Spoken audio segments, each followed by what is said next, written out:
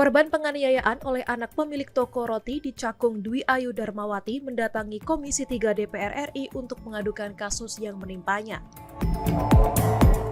Dalam pengaduannya, Dwi menceritakan secara rinci kronologi kejadian penganiayaan oleh pelaku berinisial GSH, termasuk keluhannya terhadap pihak kepolisian yang tidak menindaklanjuti laporannya selama 2 bulan.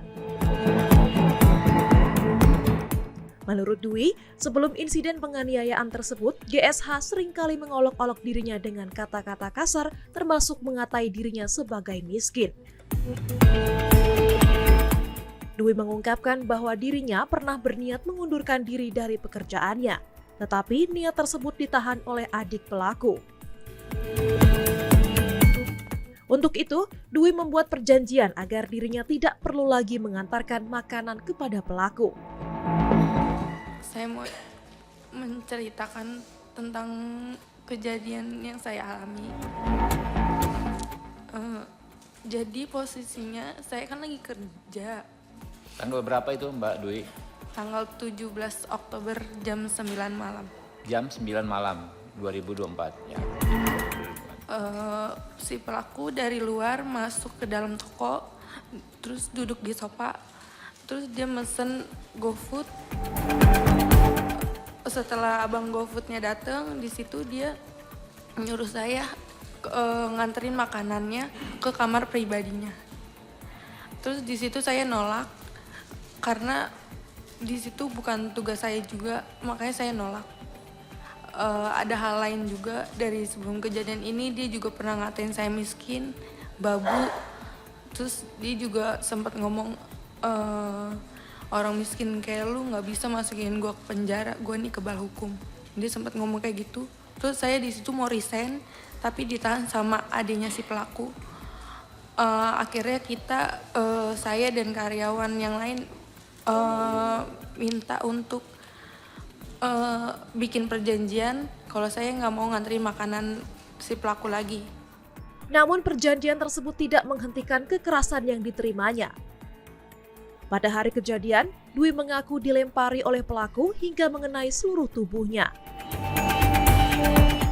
Ia pun menyebut bahwa tidak ada seorang pun yang membantunya saat kejadian berlangsung. Setelah melihat Dwi mengalami pendarahan, pelaku langsung melarikan diri ke bagian belakang toko, sehingga Dwi berhasil meloloskan diri dan keluar dari toko. Dwi juga menceritakan bahwa tindakan kekerasan fisik dan verbal oleh GSH sudah sering terjadi sejak September.